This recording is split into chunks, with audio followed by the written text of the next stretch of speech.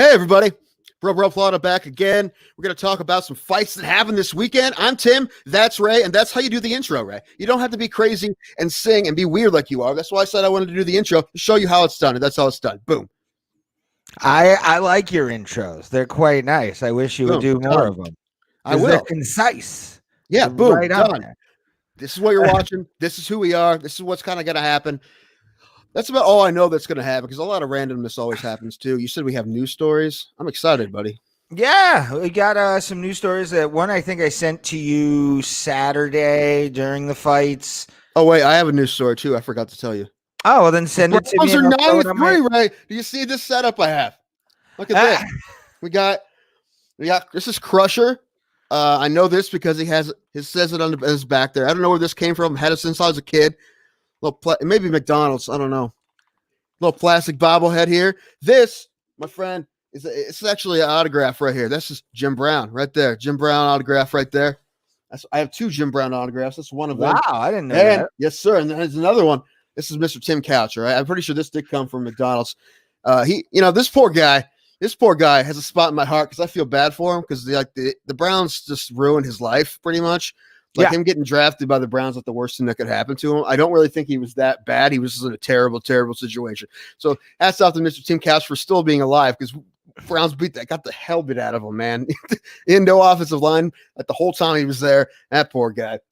Well, wasn't Couch 99? That was the 99 draft, yeah? Right. Yeah, that was a draft with McNabb. Julius Peppers was on there. Dante Culpepper. Was Dante Culpepper. Well, I don't know. I'm talking about quarterbacks. Culpepper and the one that Cincinnati, Keely Smith, who Cincinnati picked, who was also a bust. Yes, but he was also. They were also a bad team. So I don't know. I've heard. I don't know if this is true, but I think that Couch was the Browns one, and Keely Smith would have been there too anyway. But I always think if they would have picked Donovan McNabb, I don't think he would have had the career he did. I don't really. No. Poor guy. I don't know if he would. Is he a Hall of Famer? If he's not, probably will be. He may be already. I don't remember.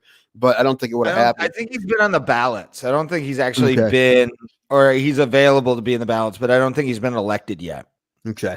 Well, actually, just a really good example of what could happen to guys. Ronnie Tannehill, who the Browns played yesterday, who's had a couple really good seasons now with Tennessee Titans. They thought he was a bust because of what he was doing in Miami. Turns out he was just with a shitty team.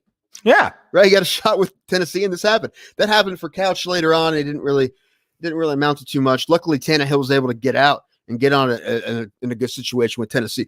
But I don't know if you watch the Browns, Ray, they didn't play much of a second half. They kind of sat on the ball and they'll learn some lessons from that, man. The defense I don't really care about the offense, what they did in the second half, mostly because of the fact that they had the lead. They were sitting on the ball. They weren't throwing the ball as much.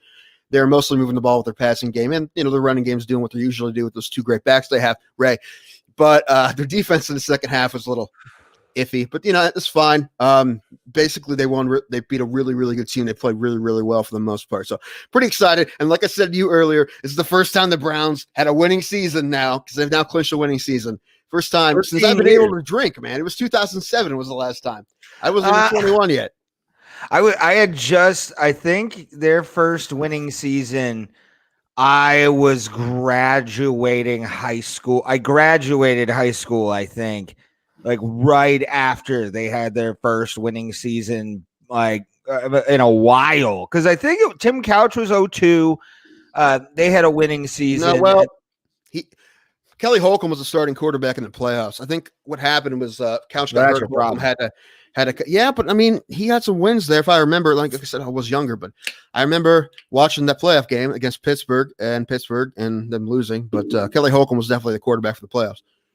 I remember where I was, and I was listening to the Ken Carman show on 92.3, and I want to get him on because he was actually punched by Stipe on air. And I want to find out and watch that video again with him and break down the punch of just here's where I fucked up. But is that how we get viewers, man? We just having our MMA friends deck us in the face while we're streaming live? I mean, I'm willing to do it if you are. All right, you first. Let me get my wisdom teeth out in a couple weeks and then we'll talk because I got to get that out. Are we going to have a wisdom teeth show? That'd be so great if you're all drugged up. Oh, I'm gonna try. I'm gonna actually try and have Shauna like set up like the podcast or set up for me so we can like have that on air of me just talking about how high I am. We'll do it on Zoom just in case. All right. We don't want to do a live stream that because you're on drugs, right? But history will not be kind to you just because you were on drugs. All right. So, and different drugs than you're usually on, talking about the hardcore dentist stuff. People say weird shit when they're on those things. That's one of the reasons I'm afraid to have dental work done like that. Cause I'm afraid of like weird shit that I'll say. And then like people looking at me weird for the rest of my life, even if it's my family, it's weird shit. Wait, repeat that. You kind of froze for a second, buddy. I think you got the gist. Just weird shit. People say weird shit when they're on this shit. Oh yeah. And I will be videotaping when that does happen. So stick to all my social medias at Ray Hyclak because those will be up there. That is the opposite of what I want to do, man. I had no interest. I don't even want someone's phone to be on. I already said that. If I like whoever has to pick me up from the dentist, don't even bring your phone with you. I'm being dead serious. I do not want to see those videos, man, because it's not fair, man. It's not fair. Okay, now if I took something right did something to myself like either weed or some sort of drug, psychedelic or whatever, that's fair game, man. That was on me. But this is something I needed to be done for a medical procedure, right? So that's not fair, right? I'm so glad my mom never like it was into like using her cell phone because like I think if she would have been one of those oversharing people, my tonsillectomy at the age of 24 would have been a fucking nightmare. Luckily, I didn't have an oversharing mother. I'm excited for it. I'm excited to get my friend Shauna actually wants to be there to pick me up and videotape me. So that's going to be up online. I'm willing to do it at this point. I need views. I need attention. COVID's hell. So just don't do it live, right? No, it'll be edited. Make sure everything gets through a filter first, man. Then again, like I say that for me, but I don't really know what I would say. I'm just like, I don't know. I'm on drugs. Who knows? I don't have anything in the back of my head that I think like there's a filter stopping already. I pretty much say the majority of the things I want to, but I don't really know. But I'm afraid, man. I'm afraid. I'm not. I'm willing to just kind of go with it and see what happens. As long as I can stop myself from maybe saying a few choice words, I think I'll be fine. One of them starts after the letter that is in the word money. Yeah, that's one that I'm definitely gonna. Yeah, Ray. That's what I was worried about for you because I was afraid of you doing that. You just getting on a live stream and saying, you know what my favorite rap lyrics are, and there's something like that. That'd be the most innocent version of it, I think. Yeah. Not I just got robbed in my car in Cleveland level of anger throwing, as I call it. I thought this is what was happening to you the other day, man. You got a hold of me like there was an emergency and you told me where you were in Cleveland. I'm like, is he gonna try to get me to come get him? Because I can't.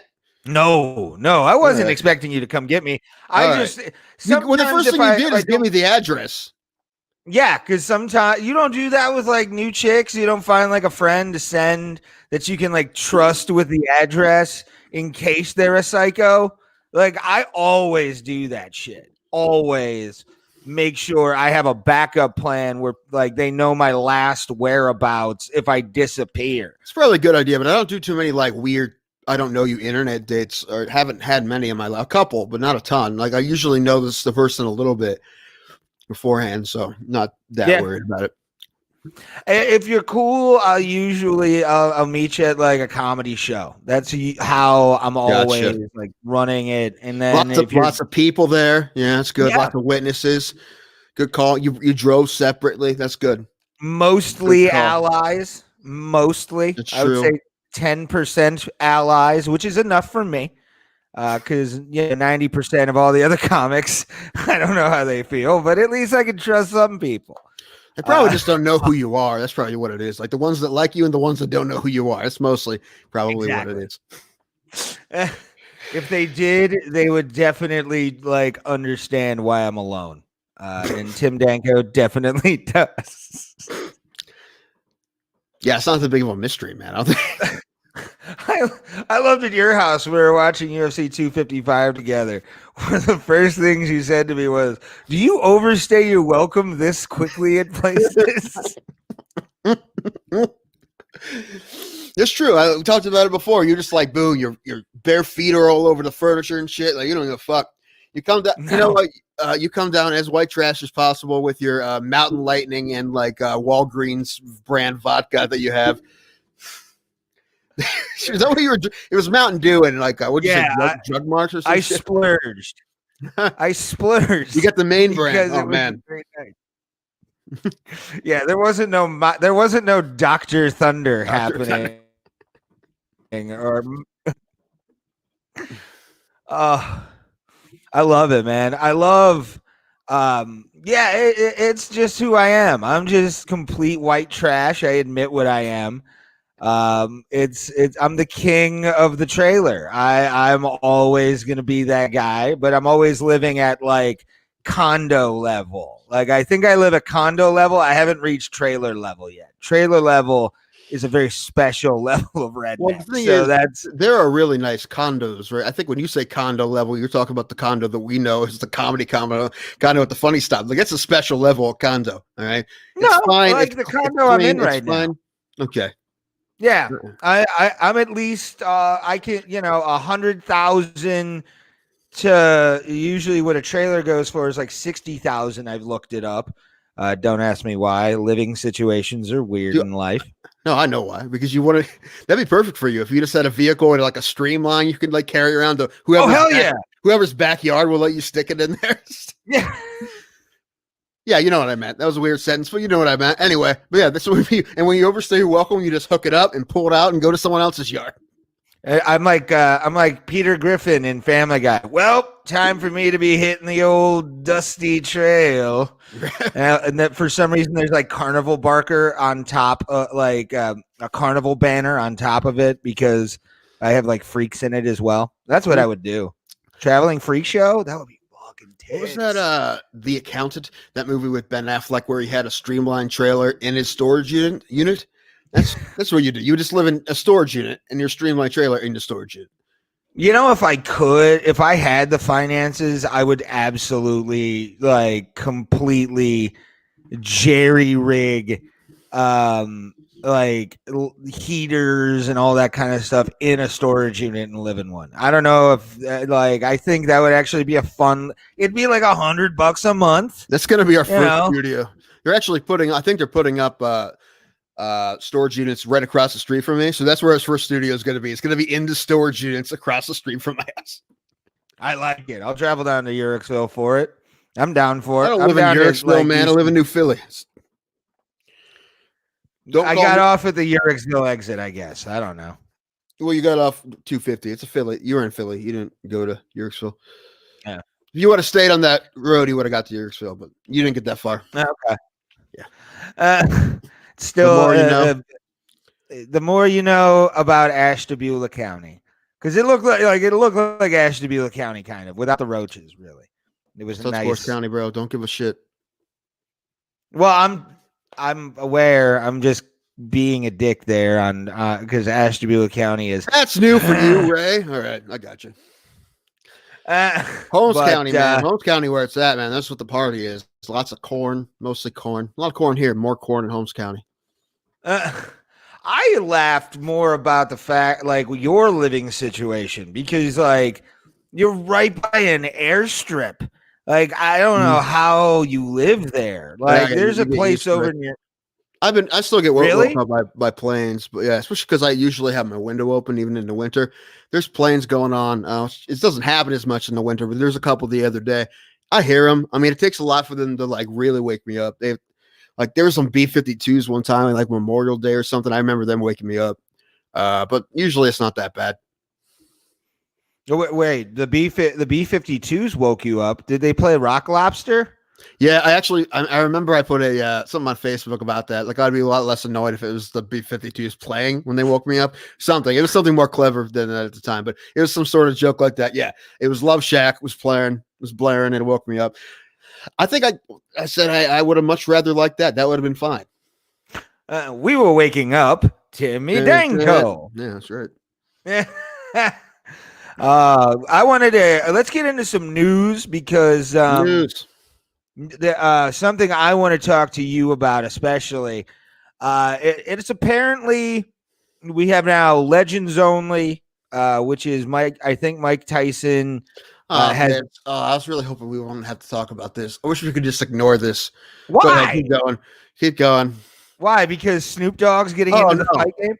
no, this is actually funny. Yeah. Yep, good, man. People look. Yes, like I said, the greatest commentary duo of all time now is Mauro Ranallo and Snoop Dogg. Absolutely. No, it's great. Isn't there a show? Isn't it on Fight Pass where you can just watch Snoop's commentary for fights? Yes. Yeah. So, yeah, people like Snoop's commentary, man. He's funny on there. So yeah, it's fine. Go ahead, man. Yeah, sure. Why not? There should be more promotions anyway. Just do things the right way. Agreed. I fully agree. It's I love the name too of the promotion. What is it? It's called the Fight Club. Okay. I was hoping it'd be something little, I don't know, a little more Snoopy. I don't know what that means. Snoopish. Red Baron fight promotion. No, I don't know, man. Something about one of his. I don't know, man. I can't even think of one right now. That's not what I am. I can't think of a Snoop Dogg song right now. I don't know, but some sort of pun with one of. I'm sure if I could go through his whole discovery, right, I feel some songs that I think he could use as puns or whatever to make a good name for his promotion. But the Fight Club, that's fine too. Whatever, man. Go for it, Snoop. More power. I'm excited to see this because he also in the article talked about making it like a thing where people can buy into the promotion, like athletes and musicians. Oh, scam. Yeah, kind of. I think that's what it's going to end up being. Guys, I want to start a pyramid scheme / fight promotion. Never actually has any fights. they always advertise. It's just posters where they always get postponed. Yeah. Somebody fails a drug test, so they have to stop the whole thing, and you're like, wait the fuck a minute. it's Snoop Dogg's like, oh yeah, he failed his drug test, and you're just thinking, yeah, that's actually a good idea. Whoa, motherfucker. You, sir, are lying to me. I just hope that if he's a part of it, that he's really part of it, right? He's a commentator. I hope he's kind of like Dana White. He's always around. He's always talking. He's always doing press conferences. That's what I want. That's what I want Snoop Dogg. If it's his promotion, I want to see him all the time. I want him to be a big part of it. I want him to be like Samuel L. Jackson in the Great White Hype. That always there, always in your face. Oh, the whole thing with this was, and this is according to ESPN rapper. He is partnering with the app Triller, which is the entertainment and music platform that hosted the Jones-Tyson fight. And supposedly they're going to produce 5 to 8 pay-per-views or events per year with Snoop Dogg going on the host and commentator role. Which I will say this, I didn't like it the first time I watched it. Then I went back and watched. Not gonna lie, Snoop grew on me. He really did. The thing is, we have somebody like him. He's a fight fan like we are, but he's also in a different part of entertainment or whatever. But what you do is you got to get the best guy you could possibly get to be his partner, and they did. I mean, there's really nobody else that could have got better than Mauro Ranallo in that case to work with Snoop, and they did a good job together, man.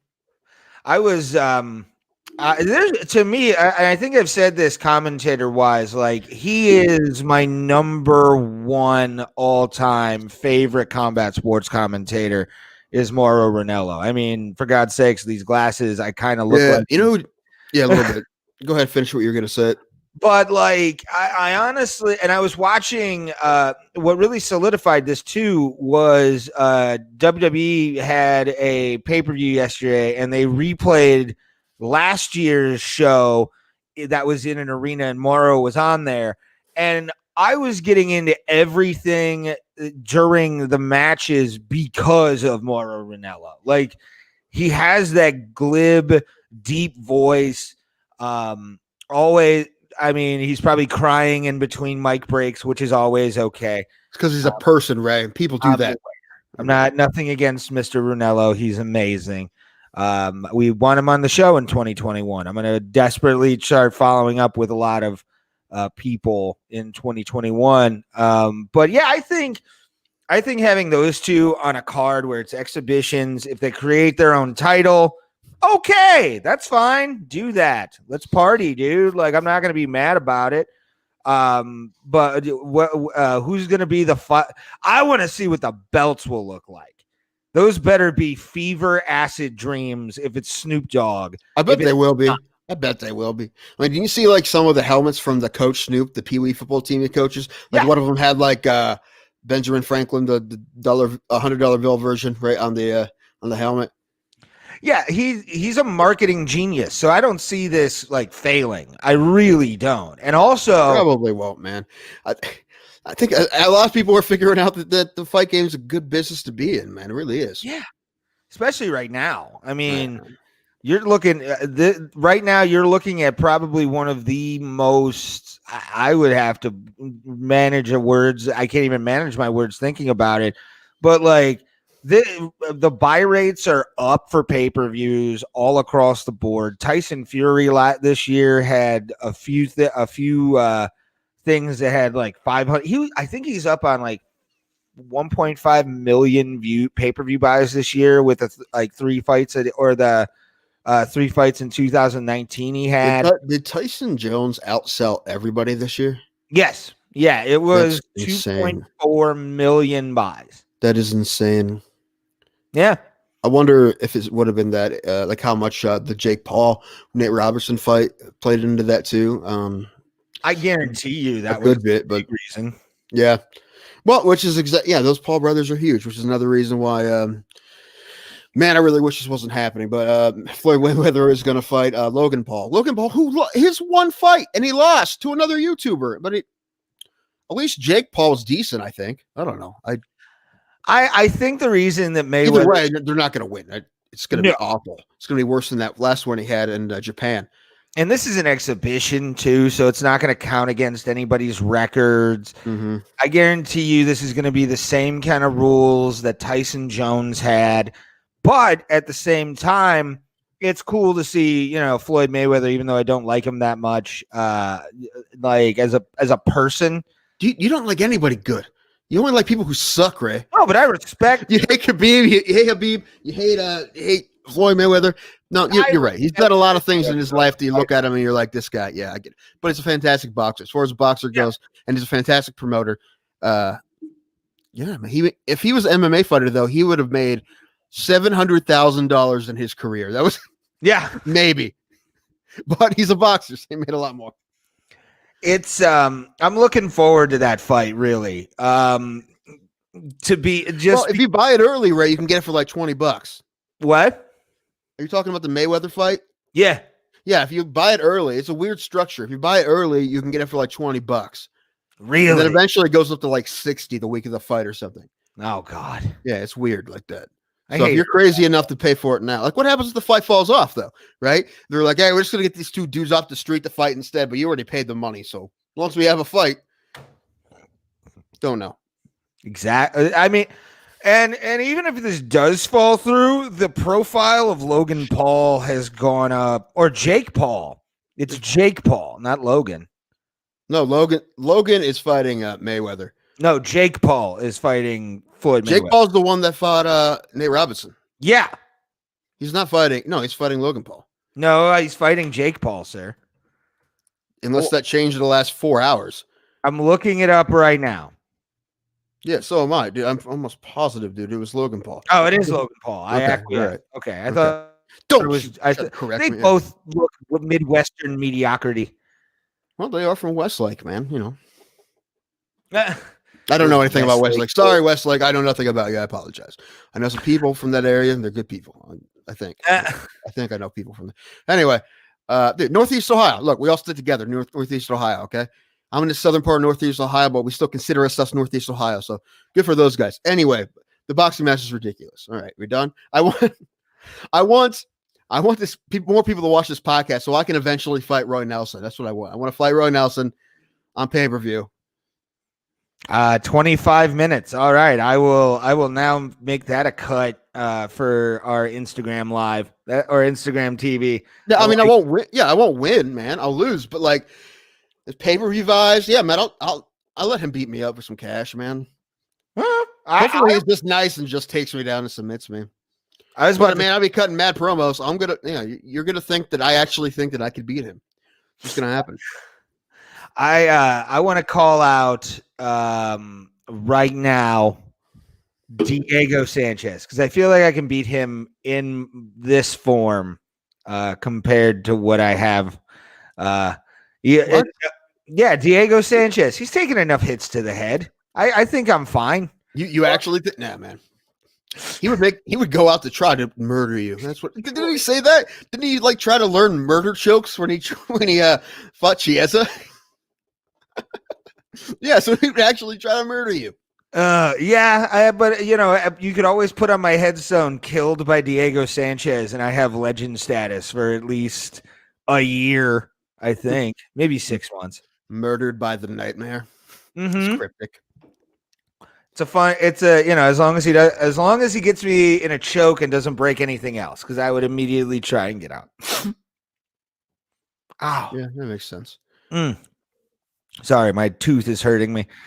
Good men have been knocked out by Roy Nelson too. So if you get knocked out by Roy Nelson, man, you're not the only one, man. Czech Congo, Stefan Struve. There's a lot more. It's the first two I thought of. A lot. Matt Metrion. Big Knock, I think. I don't think he knocked out Mir. I think Hunt did. Brendan Schaub. The Shane Carwin knockout on Frank Mir. I always describe that as it was like watching my dad get beaten up. Like just such a massive human being getting just thrown to one knee from a punch is scary as fuck. And you're just like, no, you can see the slow motion. Just, no. As his head ricochets off. Jesus Christ. Shane Carr is one of those guys we never really got to find out how good he was because he just kept getting hurt, right? Yeah. Like his prime only lasted like a year because he kept getting hurt, right? He had that great fight against Lesnar, and a couple of fights before that. But after that, I mean, he was supposed to fight Roy Nelson. They had that Ultimate Fighter season, but he got hurt and just kept getting hurt and didn't really work out. Sad. Like, and who do you think's the most injury or like one guy besides Shane Carwin that ever had his career just shortened by injury? Oh, I mean, Dominic Cruz is still fighting, but there was that long time that he was out because he was hurt. I mean, the fact that he came back and actually won his belt back, they took it from him because he was inactive and he was hurt for so long. But he came back and won his belt back from Dillashaw before he lost it to Cody. But I mean, the fact that he has a fight coming up in March. We talked about Casey Kenny. But I mean, that's the first one I think of, even though it wasn't quite short. But the fact that he was gone for so long, it was like 3 years or something. Yeah, he was gone. Yeah, I think it was 3 years he was gone and he had like plantar fasciitis and knee problems. Didn't at one point he also like tore some in his elbow or something like that too? Maybe. I thought he had a hand thing too. Yeah, the hand thing probably fucked him more than a lot of other things, to be honest with you. I'm a little worried about Cody Garbrandt too, man. I'm afraid because he's had some injuries in the past. He had a bunch since he's been fighting. We've talked about it before, and this was going on with COVID with him now, and it's not going great. Hopefully, he'll be able to recover fully. But and he had some stuff with his liver earlier in the year, and then he had the torn bicep. So I'm actually afraid. I actually thought of this recently. I'm like, man, I hope like he's not so injury plagued that we don't get to see what what his career could really be. What his career could really be? He already no. I mean altogether. I mean, yeah, he's already has one title, but he's only 29, right? I'm talking about like him in another 5 more years. I mean, I understand give him another 5 years, but dude, he's already become. He was one of how old was he when he became champion? This was what 5 years ago? 25 or something. No, yeah. I'm not saying that. I'm just saying overall, like the more he could do. The thing is, there's a lot more he could do, and it would be disappointing if we didn't get to see it because he's hurt and he didn't get to see more. Because there's more coming. if he's healthy. That's what I mean. Okay, good. Moving on. What was the other news thing? That yeah. So the other news thing I wanted to talk about is there were pros reacting to the cuts that are going to be happening in the UFC coming up soon. And let me just bring that story up. This is from bjpen.com, and it's definitely it's kind of a scary story, my friend.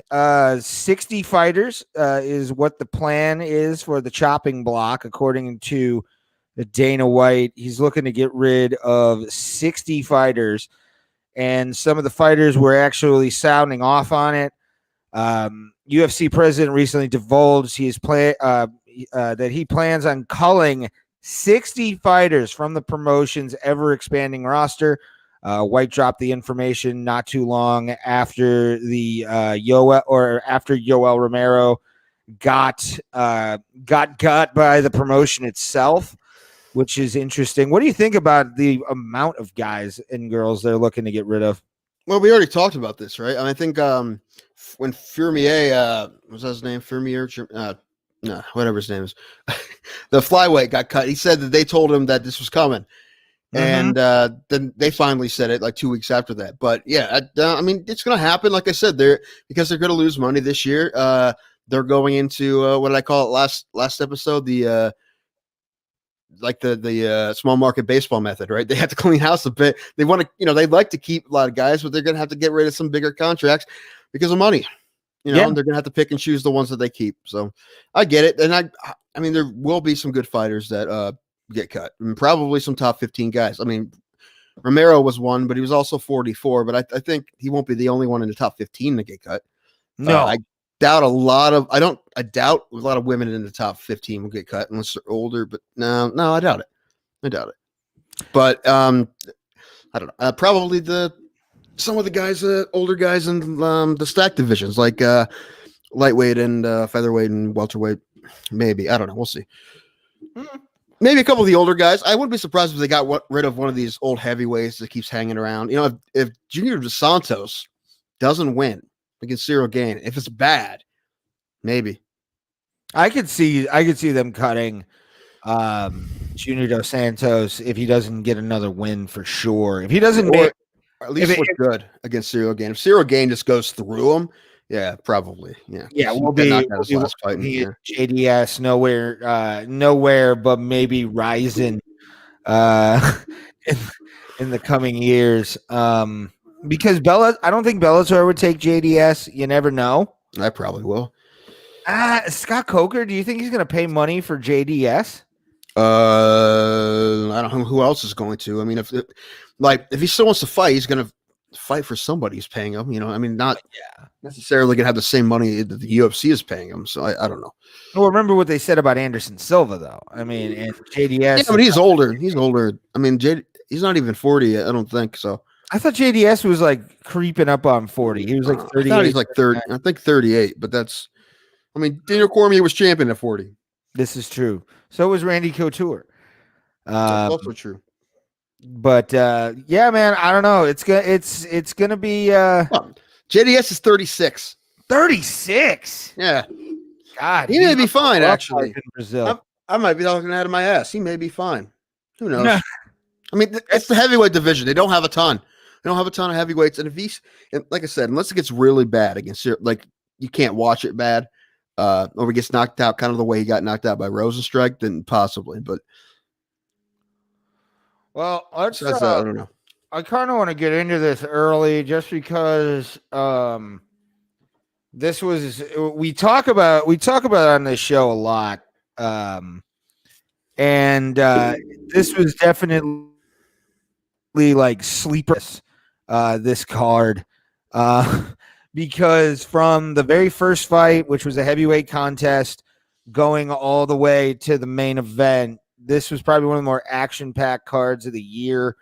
I would put it at least top 10 in terms of wild ass shit that happened.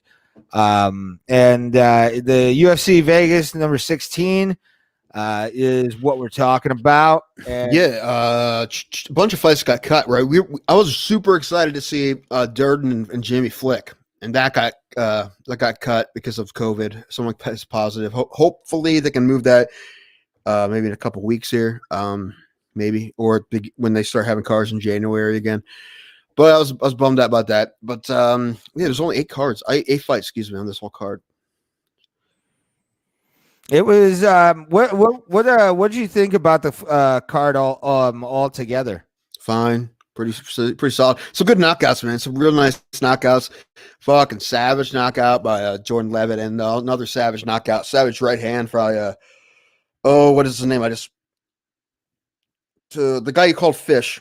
That Tilapia or whatever, however you say his name, Tapuria. Tapuria. Yeah. Yeah, Tapuria. That was a sick knockout. That Tapuria knockout, I watched it before we started the stream, probably about an hour before, and dude, like it was perfectly set up how he got those shots in. Paul Felder said it best while they were watching the replay. That body shot that he got in after the straight right was pretty fucking like legit. And then that right hook that he had, or the left straight to the body, and then he hit him with an overhand like just hook, and he crumbled him. Like I felt bad, man. Like Damon Jackson got done dirty by that fucking punch to the face, man. Like fate was not kind to him. No, dude, it was sick. Unfortunately for Jackson's a grappler and a pretty darn good one, apparently. So I was watching the fight. He never had a chance to shoot. No. Never even had a chance because again, I forget how to say his name. Tapuria. Just does a great job of keeping his distance, and there wasn't even a chance. If he would have really attempted, like, I have to get a shot, it would have been a terrible shot, and he probably would have been in a worse fate. So the fact that he was never even able to get close to him to grab him or even try to take him down at all is a testament to Tapuria. And then the fact that he just, shut the dude off with those punches. That big right was nasty as fuck. He did show some really good his grappling defense was fucking tits. Jackson got him up against the wall once, and he dipped down perfectly, came back up, got a little bit of an underhook, and Jackson was just useless pretty much for that whole rest of the time. Like, and once he landed that knockout shot, and I saw Jackson's, I think it was his left knee, just smack into the canvas, I was like, oh my God. And then when they slowed it down and just how perfect the combination was, I almost came this close to finishing in my lovely Bullet Club sweatpants. Like, it was so sexy.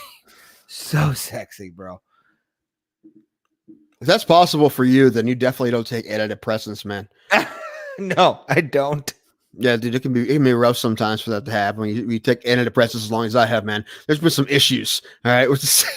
I've had some frustrating times in my life because of these antidepressants that I'm on. Yeah, that's one of them. Right? And the other one's Prozac. So it's like if I ever finish in my pants for watching a fight, I'd be thrilled. You're like an old man in a nursing home. All you kinda, man. Kinda, man. It takes the whole thing. It takes candles. It takes love song by Tesla. Right. I need slick sheets. Right. I need the lighting just right. It takes a lot, man. It takes a lot.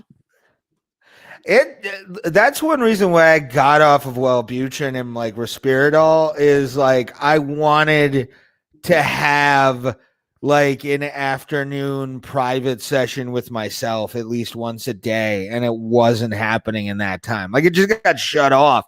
That's one reason why I don't take medication, man. I read that stuff, and when I read, the dysfunction part, immediately Dean Ambrose meme. Nope, I'm not doing it. Like, I'm just not having that because I love being the lovable perv that I am, man. That's one thing that makes me me is the just outrageous alpha / beta, sometimes depending on the right girl, fucking attitude I have, and to not get boners is like, ugh. That's not the problem.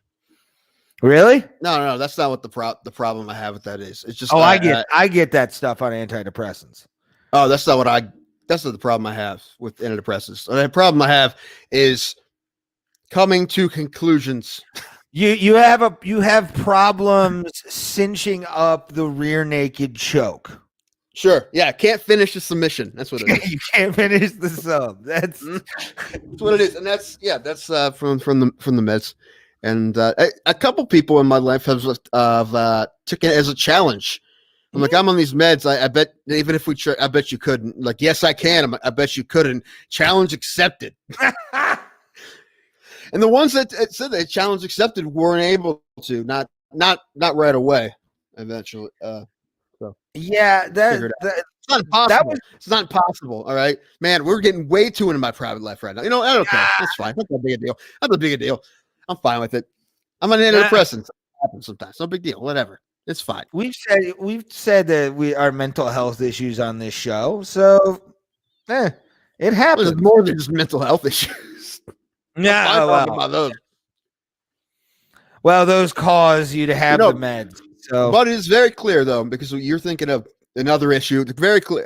It's very important for me to say that's not the issue. All right, that's never been the issue. The other thing is the issue. The submission. It's locking out that sub correctly. That's it. You can't secure the heel properly to get inside. Is what you're saying. I can't turn the arm thumbs up. Yeah. Get me right to the joint. You're not able to baseball bat the wrists, is what you're telling me. Okay. Yeah. Something like that. Sure. Have you ever had that? Been someone tell you that and gotten confused during like a grappling thing where baseball bat? No, I was the thumb up thing. I don't think I've heard that before though. I've heard that a few places. Jason Dent described it that way to me for arm bars and also Kimuras too. He's like, baseball bat the arm and then get the grip and you're good to go. I was like, oh, that makes sense. That actually like is a good fucking way to do it, man. I like it. You know what else I liked, by the way, Tim? I taught my 7-year-old niece a go plata. Did I tell you this? No, I did. I showed her how to do it, and my buttocks muscles hurt for almost the entire week. They don't hurt now, but they did till at least Saturday, just from doing that stretch. I haven't done it in a while, right? And I can still get my foot up there without grabbing it, but it should have stretched first. Should have did like some, intermittent, some basic stretching before I try to put my leg up there. But I can do it, and I taught her how to do it. And then later on, I had her fight this big stuffed bear she had, and I was controlling the bear. But she ended up winning the fight by go plata. She ended up submitting the bear. So did you then get her like candy and get her into your van? Because you got a teddy bear with your niece. It's her teddy bear, Ray. I was at their house, watching my nieces. All right, this is completely I'm not that weird, creepy uncle. So I'm a decent uncle. All right, solid guy.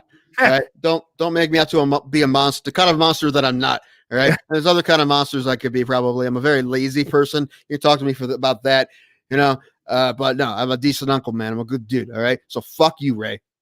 Fuck you for suggesting otherwise. Love you. You're amazing. Dude, that creepy uncle thing, dude, isn't even funny. Like, just because there are fucking monsters out there. So even joking like that. Cool, man. What do you think of Uncle Paul? Do you know what Uncle Paul is? No. It's Jim Norton's creepy uncle character that he will do every once in a while. And like, if you like watch, I watch Jim and Sam and all those kind of shows, and Chip Chipperson, and he does Uncle Paul from every once in a while. I'll send you some Uncle Paul bits, and I want to gauge on that because I love Jim Norton. Jim Norton's a great comic. I like characters, man. Comedy, it's not that. Not much in comedy offends me, if anything, really. I mean, there's times that people do dumb Tourette's jokes when they don't have Tourette's, and I don't think it's funny, but I'm not upset by it. I would be kind of. I'm not gonna lie. Yeah, I just think it's cheap. And the thing is, I kind of do it. I have a couple jokes that I kind of do it a little bit in my act, but it makes more sense coming from me, even though they're not my favorite Tourette's jokes, but I still do them, and I'm still trying to fix them. But when people do it, it doesn't. I don't know. I think it's kind of silly, but it doesn't offend me at all. I just think it's silly. Yeah, there's certain things like I think like a Josh throw a different sort of physical ailment like for comedy. I think like Josh Blue is does his stuff really well. Yeah, he's make a joke about that. I would not find it funny if he did it. Fuck yeah, at least he's taking it. At least he's making it about him. You know? Right. But the cheap, goofy Tourette's joke is not a new thing. You know, those things have been going on for a while. You know, Amy Poehler played that character in Deuce Bigalow that has Tourette's. That's funny. I like Amy Poehler a lot. I thought that's funny. But I don't have that kind of Tourette's anyway, right? That kind of Tourette's is very rare. But that's usually what the jokes are. But it's fine. I just think some of them are kind of corny. Although that Amy Poehler was funny in Deuce Bigalow. I thought that was funny. Any kind of like, you want to talk about like real monsters to me, like, and I've seen it a few times. There's one other comic I will give it to just because he makes it hilarious. And also the character itself is fucking genius, which is Arnez J. Arnez J has his joke about his mentally challenged brother named Rodney. And just Rodney is a cockstain of a human being from how Arnez J puts it. But everything that Rodney says is fucking hilarious. Like, he's just a malcontent with, like, I think cerebral palsy and stuff like that. I'm going to put that off screen because I don't want to get anybody angry at me. But he'll do, like, the thing and then do a limp and everything. I may have seen that guy. Yeah. He's awesome. Arnez J is one of my favorite people ever. I got banned from the Cleveland Improv during an Arnez J weekend, and Arnez J had nothing to do with it. That's the fun part. Okay, that makes sense. You're going to tell me the story? Is it worth telling, or are we just going to move on? I mean, I can. Basically, it's an easy thing. I was a doorman, and if anybody watching this is ever or listening to this has ever worked at a comedy club before, you get people who don't like their seats for some reason. It's the old adage of they don't realize it's not fucking television and they're going to have full range of motion of their head to see the face. And I had some problems earlier in the week. Finally, I just gave myself like a quota. I went, you know what? If there's like more than 6 parties with more than 4 people, I'm not moving them. I'm not moving them. Or I'm out of here because I can't handle this because I know what's going to happen. Next thing I know, the number gets reached and they start spreading out like wildfire, trying to find other seats to take when it's a sold out weekend. Like, you can't fucking move. Right. And so I wrote a note to the GM or to the manager of the Improv on the back of my timesheet, went and did a set. And I get the words, if you show up here again, the cops will be called. So that's what I have. And it's been 2 years. Your employment history is fantastic, right? It really is. I've had more jobs than a porn star's had movies. Like, there's guarantee you my IMDb page could read like an extra from the 1920s. Like, he did 75 films. What? It's a checkered past. I'm still trying to find work. And when I was working the door at Funny Stop, we got that sometimes, but also I'll just go to the owner, Pete, and be like, what do you want me to do with them? They don't want to sit there. And sometimes they're like, this is all we have, right? Especially when places were sold out, we have to sit couples together that didn't know each other, right? Yeah. And people don't love that, but it's just, you're not going to be talking to each other most of the time anyway. You know, I know it's not ideal, but it's the only thing you can do, right? So it's, kind of has to happen that way. Some people don't like to sit up front because they think they'll get picked on or whatever. So, and I never got that. At all. Like, I just sit wherever the fuck you want to sit. Like, just wherever they put you. You got a seat. You're in there for a fun thing, and you're gonna bitch about where you're seated. Like, what the fuck, man? Like, continue your life and your ego will get hurt. Mm-hmm. For 2 minutes, then you go out and drink a little bit and talk to the headliner. Mm-hmm. I never got that. I don't want to sit up front and because they'll make fun of me. Oh, will they? Mm-hmm. That's what they're supposed to fucking do. You don't don't like your ego being fucked with, then don't go to a comedy show. There was one time in particular that I remember. It was probably like our age now, white people, like 4 of them or maybe a couple more. They didn't want to sit up front. They were super adamant about it. And they were going, no, we don't get picked on. No, they're just going to make fun of us the whole time. Oh, man, we don't want that. They're like, can we sit way in the back? I'm like, all right, that's fine, sit in the back. But I was also hosting. So when I got on stage, I just gave them shit for not wanting to sit up front. I'm like, you are the most Manila white people I've ever seen in my entire life. There's nothing interesting about you at all. What would we even have to talk about? Like that's like that. And they thought it was funny. And they came up later and they said what happened was they had showed the improv and the only table left was right up front. And it's like there were, a few white people in the crowd. I don't know what the comic was, but he was black. And he just gave them shit for being the token white people the whole time. I'm like, I get that. That's fine. But that definitely didn't happen there. It's funny. One of those guys I saw, he works at the place I buy my umpire stuff. And he's like, I know you from somewhere. And I'm like, I don't know what you're talking about. It wasn't until later that I'm like, oh, yeah, he probably saw me do comedy. And the next time I was up there, he's like, I figured out where I saw you. I'm like, yeah, I figured. He's like, why didn't you say anything? I'm like, I don't know. It's just separate stuff. I don't know. Yeah, a lot of people wearing khakis. Like comics, it's a separate world. Yeah. It really is. Like we have our comedy shit, and then we have like our personal lives where we don't talk to people. Yeah, it's a weird thing. I forget who it was. I think it was TM Francis talking about when another comic came to his job wherever he was working, and it's weird. It's like Bruce Banner and Clark Kent running into each other in the street, or something like that. I'm like, it is kind of like that, man. If you yeah, see it, yeah, it's weird. When I worked at the Improv, and like comics would come in for shows, like towards the end of my tenure there, it was odd to be like stamping their hands to go have them watch the show, right? Like that was the strange part to me because it's like it's your job. Yeah, I'm not saying it was a bad thing. I'm saying like it's like we're basically doing reversal of what we usually do, right? Well, there's times that I had to seat comics because like it was so busy they had to have a seat. Nice. So I'm like, that. So I'm like, hey, you have to sit here, man. Is that cool? Like I had to see them places, but that's not too weird. No. And comics will understand that, man. It's if you don't, you're the asshole. Like in my opinion on that one.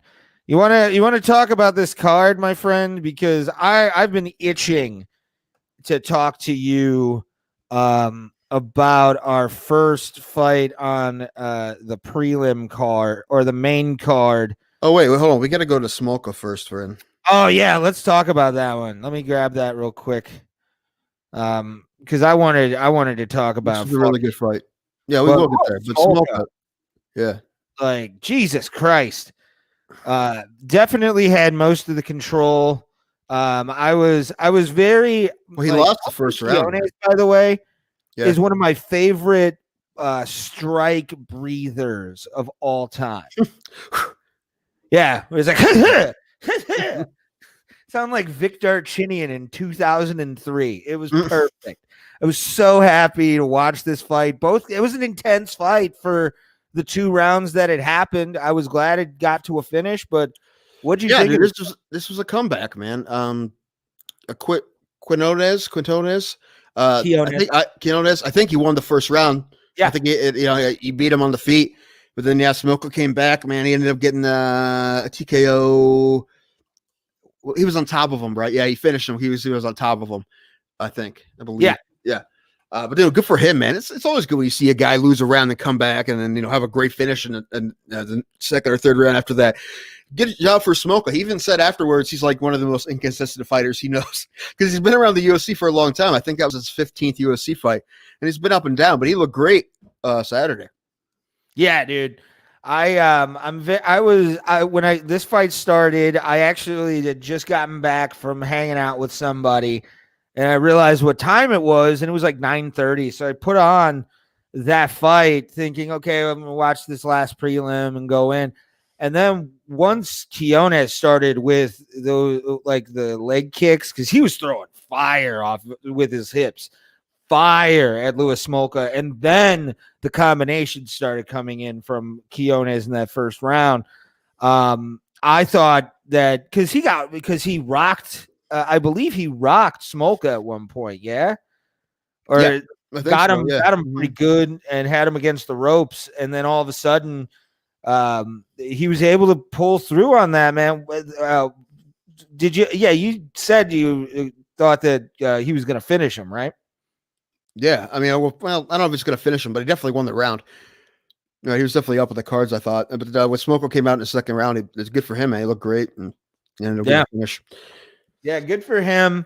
Smolka improves to, let's get the record. Oh, and also Keone's was the favorite, and Smolka was actually the underdog on this card, minus 125, or is it minus 125 is a favorite?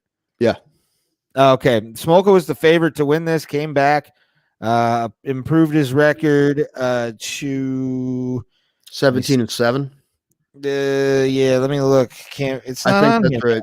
I think that's right because I saw the fight earlier today. Okay. So 17-7.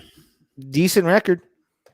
Well, yeah, if 15 of those 24 fights are in the UFC, you're fighting monsters, right? Yeah. And at two different classes. He was a flyweight. Now he's a bantamweight. I don't know how long he's been a bantamweight, but he's fought at both classes. This wasn't a catch weight, was it? No. Okay. Let's since we finished on that, let's talk about probably the most viral thing to come out of this entire fight card. The fight so nice, it just ended as fast as it started. This was what the fuck? I'm laughing at what you said. I don't know what were you trying to make something clever or something. I just went up the rails. Yeah, no, that's called my act. Fight so nice. That's what happened. But this fight derailed quicker than a lot of my jokes have derailed my act. I loved everything about this. What? Give me your thoughts. I want to hear your thoughts. Okay, so number one, Jordan Levitt. I was excited. We talked about him because he's a really good submission dude, and he's coming up the Contender Series. This is his first UFC fight against Matt Wyman, who's had a lot of UFC fights. He's been with the UFC since 2007, right? He's fought everybody. One of those guys. And also, what I really like about Levitt is he's just different. He's like one of those guys. We've had a couple guys on here, like Eric Posen is one of those guys. He's like the nicest guy you ever meet, but he's a vicious monster when he goes to the door. And that's exactly what Levitt did. I mean, when they did a glove touch, he even said audibly to Wyman, he put both his hands up and he's like, "Best of luck to you." It's like super nice about it. You're like, this is the world's nicest guy fighting somebody. And 20 seconds later, right, he gets the double leg. He carries him all the way across the cage. His corner told him to. He picked him up and he's like, "Bring him over here." And then you hear him say, "Where are you?" And then he just brings him over to where his corner is, puts him up against the cage. Then he's going to slam him. And Wyman decided to go for the ride because he had his legs wrapped, right? So that's that's on him. That's what he decided to do. He knew he was going to get slammed. But you see, this is when it becomes vicious. As nice as the guy is, dude, he's a fighter. When he's put his arm over his neck, right? So he's framing him. So basically, what he's saying is, "I'm going to slam you, and I'm going to slam you head first. Yeah. I'm going to put all my bunch of pressure on your head as I slam you." And boom, he slammed him right with the arm over the neck there, bunch of torque on it, and Wyman's eyes went to the back of his head, and he was out cold. I was confuzzled, confused, completely shocked, bumfuzzled even at the fact when I didn't even realize what had happened. Like I didn't even, I heard that slam and I thought, okay, we're going to go into guard. And then all of a sudden Wyman's just asleep on the ground. And you're like, what the fuck's going on? Oh crap, he killed him. I thought he killed him. Like it looked like he died. Yeah. It is one of those. I mean, it's one of those that it's awesome, but at the same time, it's hard to watch, right? Because you're like, "Oh, that was a great knockout." Then you're like, "Oh man, I hope he's all right." Oh Yeah. man, you watch the replays and it's kind of tough to watch the replays. It's like, oh man, that's rough. Oh, that's rough. Even Jordan Levitt was walking around like, he's like, he felt bad that it happened like that. And he said that, but later on he's like, well, I was trying to hurt him because I did put his arm over, my arm over his neck. I was going to slam him hard. I did that on purpose, but he's fighting. That's what he's supposed to do. But you don't necessarily want it to happen like that. I mean, it's weird. It's like it's what you're trying to do, but once you see it happens, and then you just hope the guy's okay afterwards. Yeah, for sure. And when he when he posted up that arm, I noticed it only in the slow-mo replay because the way he landed, his arm had gone over to his shoulder to kind of go into that position of, being in full guard and having to kind of fight that at the same time. And just watching that arm get put, like, just thrown into his neck like that. And I watched that video. I don't know how, probably about 5 times the next day. I showed it to my friend who I'm like house sitting for and stuff. Like it was, even she was just like, oh God, like what the hell just happened? And her cousins were MMA fighters and she had been to a bunch of their shit. It gave her such a fucking just visceral reaction to watch another human being die like that. I mean, right. And he was out for a minute, man. So it took a while for him to come to, and it's a bummer. But it just kind of goes Nate Robinson, like just straight up Nate Robinson. Yeah, but I was about to say, it just goes to show you that, dude, these grapplers are nasty fuckers too, right? So, like, it's not just the dudes who can throw haymakers and knock you out, dude. These grapplers can be nasty too. Obviously, like you said, he tried to slam him hard. He tried to didn't know if he would knock him out, but he definitely wanted to rock him. When he was taking him down. And I know my buddies who are judo guys. I've seen them work throws before, or even come up with some stuff that I'm like, if you land it in a fight, you're gonna kill somebody. Yeah. And then there's one like I don't know if they ever actually practiced it, but there's if you go against the cage, you try to lock up like a standing arm triangle. But from there, they figured out that you could, if you don't quite have it, you could just keep the grip and do an outside leg sweep. Right, and then you kind of like land in the position you were going to go for to finish it. Yeah, the arm triangle. They work on that a lot. But there's another one. They're like, you could also hit throw somebody from there. I'm like, if you hit throw somebody from there, you're going to break their neck. What? You're shit. Dudes actually think about throwing motherfuckers from that? Fuck you. Yeah, they're like, no, I don't think you've ever done it, but they're like, you could definitely hit your hip toss from there. I mean, they would just like pick you up and be like, yeah, you could absolutely do that. But if you put torque on it, you didn't let go, you break their neck. Yeah. I don't think it's illegal, but it's the neck. When I heard that, I'm like, that's the nastiest shit I ever heard of. We'll have to ask Andrew about that next time we have him on, because he's the one that showed me. I'm like, geez, so you murder somebody, man. It's tight enough, and if you're trying to throw somebody, I don't. Which way is your head supposed to go? Right. Well, Andrew's such a savage too, and such a soft-spoken guy that the way he sounded, the way he describes it, probably you got that like dark chill down your spine, going, "This guy's a murderer." Well, that's kind of like Jordan Levitt, man. With that, like, he's just the nicest guy ever, but then he'll do that to somebody. Yeah, but you have to, man. That's like you said, the silent assassins. But they're fun, man. It's fun to have guys like that, and then you also have the complete opposite. That's why one of the reasons the sport is so fun. Yeah, dude. I will say this: if that doesn't go along with like in at least the top 10 knockouts of 2020. I don't know what other things you're going to give besides maybe Connor in the top 3.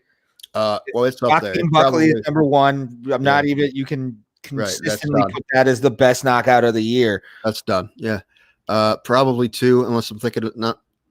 I mean, there's been some good ones, but I'm assuming that's going to be the second one. I can't think of another one right now that's really close to that one. Not at all. And that's the fun about this sport. And there's been some great ones, but I'm trying to think of. Oh, and not at the top of my head. Let's go over to a fight. I didn't really know these two guys. John Allen versus Roman Doladzhi. I believe that's how you pronounce it. Big Russian guy. Hairy Russian man. He looks like he should be in a Turkish bath at all times. This moment, like, yeah. The biggest story about this was just the scoring. yeah. Mr. Chris Lee again. I don't know what the hell he's looking at, man. I don't know, man. What happened was Delazi, is that his name? Definitely won the fight. Definitely won the fight. Probably 30-27. But Chris Lee gave it 29-28 to Allen. I watched it. I have no idea what he was looking at. I can't even. No, I don't have a guess. I have no idea what he was looking at to give it that score. And he did the exact same thing to Paul Felder in the fight with DeSantos. Paul Felder did not win that fight. He gave it to Paul Felder. It was I don't know what's going on. They did say Dominic. I did read something. Dominic Cruz said, "Well, these guys are boxing judges." Yeah, it's not really true with Chris Lee. He's been an MMA just for a long time, and they said he does all the training sessions they do with the California State Athletic Commission when they all talk to each other and watch fights together. He does all those, man. He's been around a long time. I just think he's looking at something completely different than everybody else. I don't know, but it's a couple. Those are a couple really bad ones in a row, man. Very. What if if there's two guys like Chris Lee anywhere and they end up on the same card, then you're going to ruin somebody's life, then, right? Like it. Could you imagine if there was another Chris Lee who gave that fight to Allen? What the hell, man? It'd be insane. It's another reason to try to do 5 judges if they can. No, they'll never. 5 judges will be dead by the time 5 judges happens. Yeah, but the thing, of all the other ideas, that's like the easiest one to implicate. Well, like, yeah, it's impossible. What? Progress is very slow. You can't. It's gonna. We're gonna have to talk about things about new scoring system. A new scoring system would be impossible. This is the thing is they have 2 more guys they can get for these bigger promotions and some of these shows. I think it would be a lot less terrible decisions if you had 5 instead of 3, but whatever. I understand that some commissions and some cards you're not going to be able to find 5 qualified people. 3's hard enough.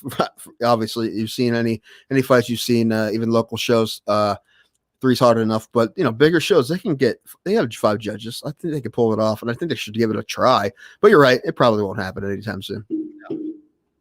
I think it'll be another 10 years before we really see any kind of judging changes, because now that it's starting to become more prevalent, because we've had some judging recently this year that has just been atrocious in MMA, especially like in the summer. In the summer, we had some just wretched fucking judging that happened in a few cards. There's been a few where you go, what the fuck did that woman or man look at when they were fucking? Yeah, the worst, at least as far as the big profile fights, the worst one I can remember was Holloway Volkanovski too. Yeah, that one was a big robbery. Yeah, I really think they screwed that one up, which is unfortunate, but especially a championship fight, especially in a championship rematch, right? Because if Holloway gets that decision, right, gets the correct decision, right, in our eyes, right, there's going to be a 3rd fight. It's going to be a trilogy. It's going to be a big thing, right? But now Holloway, his next fight is against Calvin Kattar because he just lost 2 championship fights in a row. What are you going to do, right? So you got to give a guy an automatic trilogy when he lost the first 2. It's weird. That doesn't sound interesting. Yeah, that's just weird. So I don't know. I don't know. Weed is legal in Nevada, so you never know. Chris Lee might have taken an edible and didn't time it right. You never know. They better not be allowed, man. If they're allowed and the fighters aren't, some bullshit. Dude, the Congress voted to decriminalize it. I mean, I probably won't get through the Senate, but the point is, it's silly, man. I don't. Do you care if somebody fights drunk? Yes. Drunk, yes. High, no. I don't understand. I don't think either are really a problem. Well, drunk, it can. You might get sick on somebody because of your liver enzymes too during a fight. Dehydration happens a lot quicker when you're drunk. But it's not going to help you. That's the thing. It's not going to help. It's going to be a huge hindrance. Yeah. So that's why I want my guys at least fresh and hydrated. And then if they're smoking a bowl before, I'm not going to fucking be mad. I've rolled fucking stoned out of my head before, and it was fun. But I know one guy. won't say his name, but I'm pretty sure every time I rolled with him, he was high. Probably. I mean, I would take card hits inside the gym. Like, I just so I could keep it going and keep my shit moving. You know what I'm saying? But it's, I don't know. You look at alcohol would be, I would never want to have a fighter drunk just because of the dehydration factor in a 15-minute fight. No, I guess my point is it doesn't help you. It's not something that's going to help you, right? So if you want to do it, it's on you. You're being an idiot, right? Plus, would you want a protein spill in the fucking octagon with a drunk fighter? Speaking of that, when we're doing this beer grappling championship, we should have brought it up to Comer and Andrew. We didn't. We had them both on. We forgot to talk about it. And the wheel of combat. It's not the year to start a promotion, sir. I know, man, but it's baby steps, baby steps. Got to get the rules down. Yes. Wheel of combat too. That's another one, man. One of those would be fun. That would be a fun segment to do for like our YouTube channel. Wheel of combat. Only. I think it'd be fun. Like you spin the wheel and like lands on, grappling or MMA or boxing. And one of them is the Art Zimmerman fight. You get one MMA glove, you get one boxing glove. And you fight MMA with one boxing glove. The Art Zimmerman. I have not thought about Art Zimmerman since I watched UFC 1. God, I think. Sure, that poor guy probably had a decent boxing career, but no one talks about that. They only talk about when he lost to Hoist Gracie and also the one glove thing was kind of nuts. I don't know. I wonder if he would have fought a kickboxer if he would have had two gloves on. I don't know. It was interesting. He probably would have, and I think they would have made an agreement probably for boxing gloves as well. But it was a bare knuckle tournament to begin with. Well, he was allowed to wear them, and then he decided, well, I'm going to have one so I can jab and I can grab them if I need to. So. Yeah, I guess the story is like he didn't even practice like that. He just like, let's just try this. And then, I mean, it doesn't matter how many gloves on. It was going to end the same for him. He had no grappling experience. He was taking on Hoist Gracie. It was going to end the way it did. Oh, hell yeah. So don't even think it was an actual submission, right? He just held him down so long that Zimmerman just gave up. He tapped out because he couldn't get up. Zimmerman had no idea what he was doing once Hoist took him down. Which wasn't his fault, man. He wasn't supposed to. They wanted a boxer in this tournament. And they got a boxer. Yeah. I wish that there was NHB tournaments still. I'm not going to lie. Because we'd have some freak shows coming in. Like, it would look like a really violent version, especially in 2020 and the like 2010s. With because people started to get into those like body suits like Green Man from what's it called? Always Sunny in Philadelphia, or Lube Guy from The Watchmen on HBO. Like we're starting to get into these weird suit things. I guarantee you would have seen guys in NHB like fighting in those suits in 2020 if we had them. Right, we can just do it. I mean, Street Beefs does it. We can just do it. Street Beefs gets away with it, man. We can just do it. Just set up a cage in an undisclosed location or make a realm like Street Beefs, right? And we'll be like, dude, 8 guys, tournament. Boom, put the money in the pot. Put the money in the pot. There you go. I like that idea. We'll talk about that when we're not live streaming to the whole world. All I have to do is just, keep it hush hush until you put it online. That is true. I don't know. Street Beefs gets away with it. I don't know. Is that in California or one of the Carolinas? I'm not sure. I think they do it in a few places, if I'm not mistaken. Because I think one was in the Carolinas and another one. I always liked the Street Beefs when they had like the Ring of Fame around. Like, yeah. That's neat. Yeah. No, did you see the one with the transgender fighter? No. Like Street Beefs figured it out. Like, you gotta figure this out. This is such a complicated issue. Street Beefs figured it out. She fought a guy who her same weight class, and I think the guy won, but it was a kickboxing match. And everyone was saying, "Hey, kick her in the face, whatever. Watch for her jab, the whole thing." They were respectful, but obviously it was she's obviously because she's fighting a guy, she was transgender and she was fighting a man. And it was a good fight. She lost, but it was a close fight. I don't think either of them were very experienced, but this is the point. The point is, Street Beast figured it out. Yeah. Well, I mean, again, you have to think about. I feel good on her for being like, yeah, I fought a guy. Yeah, that makes sense. Sir. Now, was she at one point the other version? I mean, was she born a man? Is what you're asking? Yeah, I think so. Okay, then that's fine. Like, I'm all good with like that happening because there's some really tough trannies out there. So that's all. Right. Right. No, she was tough. Yeah. Yeah. And like, I always, we'll get off on a semantical thing, but still, like the F word and all those kind of like weak things that like make you seem weak. I've always been pro all of it because I've met people who you would consider that who are very fucking tough. Mm-hmm. You know what I'm saying? Like it's become a different word now, in my opinion, than just like a meaning of somebody of hate or something like that. Right. What's that South Park episode when they're calling bikers that? It's one of my favorite episodes of South Park ever. Like that is one of the greatest ways to make fun of that word and how it means something totally different now. It's a great episode. Go home. Yeah, it is a great episode. Yeah, it's hilarious. Let's talk about this the next fight here on the card. And it was your boy Justin James versus Mowgli Benitez. What'd you think about this fight, my friend? Well, Justin James tried his darndest, though, didn't he? He did. He did. He threw hard. They both threw hard, but man, it was a great finish by Benitez, man. It was a knee, correct? Yeah, that knee dropped to the him. stomach. Yeah, geez, I think it was nasty. And then he finished him with punches. No, he was just done. Was he just done after that? They stopped it.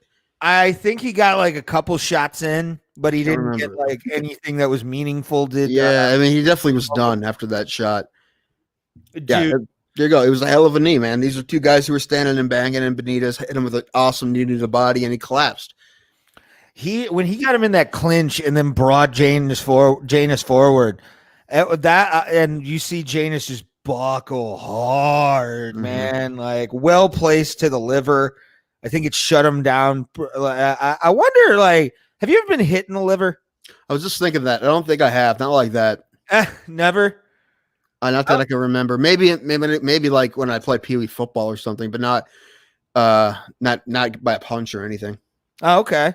No, they never like Andrew never while like training with you never actually like threw anything fun towards you. Not hard. I mean, like I said, when he sparred with me, it was like he sparred with a child. So yeah, not hard. He would just do enough to let me know he was there. Basically, like, hey, I could have lit your world up with that, but instead I'm just gonna tap you with it, so you just know to get away, which is what you're supposed to do for people at my experience level for that. But no, he never really hurt me. Yeah, man. Because he's a good training partner. He's a good coach. That's why. I don't think I've ever been hit in the liver. And I think when we start having more MMA fighters on, we have to ask, like, the first time they ever got hit in the liver during, like, training or, like, a fight. And just because I have questions. I have a lot of questions about, like, how did you feel? Did you pee a little bit? Please tell me you did. I want to know. I'm pretty sure if either of us got hit in the liver, our liver would just disintegrate. Just gone, right? Like wet drywall. I think mine would be done. That's funny. Yeah, probably just. Oh, there's just a hole in it now. No, it's just gone. Yeah. There's no bouncing back. We've done enough. Yeah. You ever seen a wet cracker before? That's how it crumbled. Oh man, yeah, I don't think I've ever been hit in the liver like for any reason really. So I don't know what that would be like. Just to feel that little, oh god, I'm dead, and then I was about to say, I might have some fun with George Comer here soon, and go to Revolution to do a video and take different shots from like fighters and everything. Like, what was that dude coyote guy? What's his name? The dude that does all like the things that get like that can hurt you. Like he's done like a murder hornet. He's done a few other. Yeah, I know who you're talking about, but I can't remember the name. I think we should do that and like make a scale from like 1 to Tyson on how things hurt in MMA and boxing, and be like that looked like a 6. Well, I told you, man, if I ever got kicked in my fight, I probably would have been done. I don't know. Able not. Maybe I would have toughed it out because of the adrenaline. Because I got hit in the head a bunch and I kept going. But if he would have kicked me in anywhere, man, I don't know if I could be able to handle it. Nah, and I don't. I think my head I'm okay with right now. I'm not saying I could possibly take a huge fucking left hook, but I mean, I think I could take a few shots before I start feeling wobbly, but it would just depend on if I could judge that distance. And then kicking to the head, I'd probably be dead with one shot. Like, yeah, probably. I'd get anywhere, man. I'm done. It's kind of my favorite part of bully beatdown when a guy would come in and just kick a guy once and he'd be like, "That's it, I'm done." Those are my favorites too, because you could just see you could tell they went from bully to straight bitch. Like they just like immediately, I can't take you seriously as a human being because you took one shitty kick that wasn't intended to hurt you, but had power behind it. Because they're not throwing to hurt the guy, but like if you tap after one like training kick. I come on, man. You deserve to be bullied even more than the guy that you bullied. Like your dad probably hits you way too much, way too fucking much. But he never kicked you, did he? No. That teaches you a lesson, man. Teaches you. Well, let's move on to teaching lesson. Another teaching lesson if I've ever seen one. We got these wrong, Ray. What? We got these wrong. Totally wrong. Well, I guess there's a reason these guys are underdogs. We picked 2 underdogs and they both lost. Yeah, you definitely got put in the dog house, the dog house with your picks. Show bomb. It is. It's always got to be one per show, and it's usually me, my friend. What's where's Jamal Hill, man? UFC's website is being a little difficult because we see you see the old school broken thing right here. Jamal Hill wins against OSP in what I can only describe as OSP. What the hell just happened? Yeah, I mean the first round was pretty close, but it's the second round. He started teeing off on OSP a bit, right? It's getting a little wobbly when he was switching stances there, and eventually got up against the cage. He never actually did fall down, but he was definitely done, right? He got hit by multiple shots in a row. You could tell he didn't really know where he was. Just somehow his legs and the cage kind of kept him upright, but they stopped the fight, and that was a good move on their part. Was that Herzog? I don't remember, but dude, good for Jamal Hill, dude. He's not still undefeated. He beat a super, super tough dude, which means you're gonna fight a super, super tough dude next. You beat OSP, man. He beat was that? I forget who he fought last fight. That was the draw that got overturned. Anyway, he just finished OSP, so he's gonna get somebody nasty next. Yeah, who do you think? Not saying OSP isn't nasty because he is, but well, I was about to say, who do you think? Like, would it be like a Volkan Ozdemir? That might be bad because he lose his last fight. Yeah, Ozdemir would probably be a good get for him, I think, maybe. Or I'm gonna look at the rankings real quick to see the list. But yeah, Ozdemir's not bad. Ozdemir would be a great fight for him, just based on like it's almost the same level of aggression. Especially, I always for Volkan No Time Ozdemir will never forget that sadistic Jimmy Manawa knockout he had, where he just sent Manawa flying after just dislodging his jaw from the rest of his skull, and then going up against DC, you kind of, again, there's levels. You can never really judge because of the fact that DC is that fucking good. I think Volcom would be a good one. The light heavyweight division as of right now, who do you think? Paul Craig. I'm seeing Paul Craig in this list. I'm like, I just want to see. I want to see that, man. the Bear Jew fight. I want to see the Bear Jew. Fuck yeah. He fight a guy with a nasty standing up game like that, which he's fought guys like that before. That'd be pretty decent. Oh, Ryan Spann has a fight coming up, doesn't he? Yes, Ryan Spann does have a fight. UFC light heavyweight rankings. There we are. I'm pulling it up myself. Light heavy, not lightweight. I just saw Habib and went, what? Damn you, Google. Damn you. No, I don't know who Ryan Spann has coming up, but that's one. I do like Ozdemir. However, I don't know if they even put Hall in their top 15 yet. When do they usually come out with those? This is not out yet.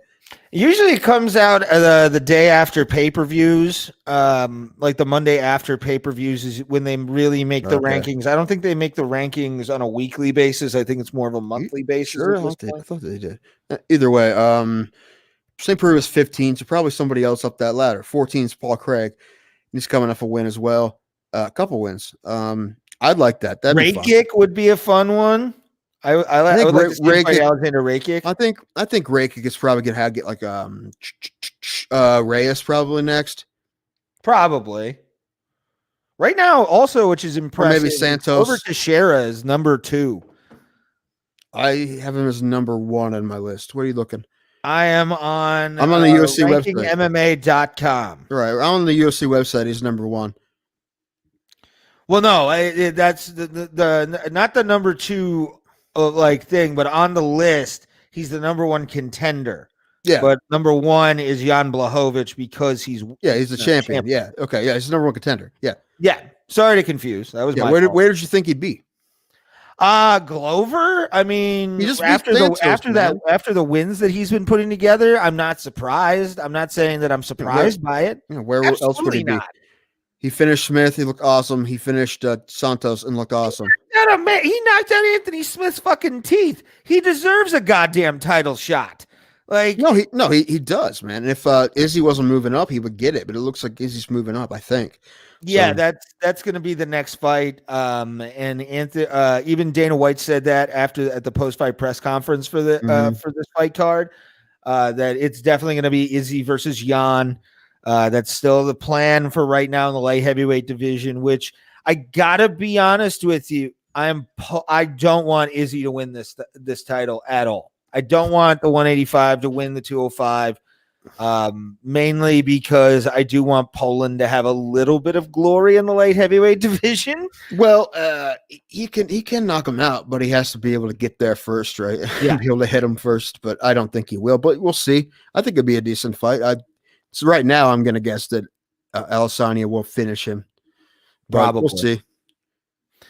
It's interesting, like the light heavyweight division and how it's run right now. Because again, you have a lot of guys who are. It's even with Jan Blachowicz as world champion, it's still one of those.